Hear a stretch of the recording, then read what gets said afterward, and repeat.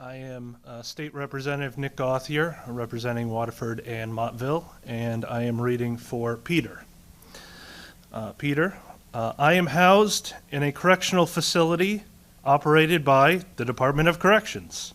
If that mission is true to the name, then the goal of incarceration must be the correction of inmates, as it is in many European countries, where the focus is on correction instead of purely punitive measures, and as a result, have a much lower rate of recidivism in conjunction with much shorter prison sentences, which eases the burden on their prison systems and saves the taxpayers money.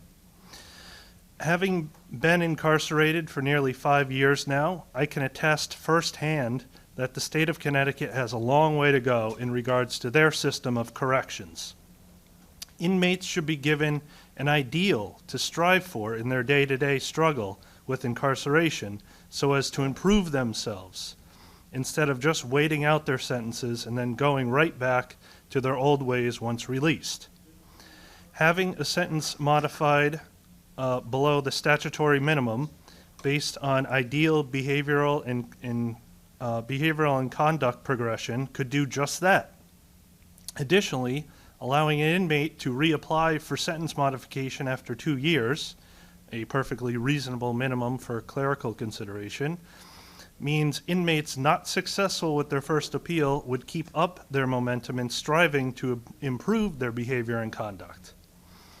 Finally, a plea agreement is essentially an admission of guilt, and an incarcerated individual should not be penalized for this by having to get approval from a single, potentially biased, state's attorney with conflicting interests in order to apply for a sentence modification. As a closing note, I would like to say I have used words like inmate many times throughout this testimony, but it is essential we all remember that that is not who we all are. That is not all we are. We are human and still worthy of regard with friends and families that love us. Please give us and them your genuine consideration.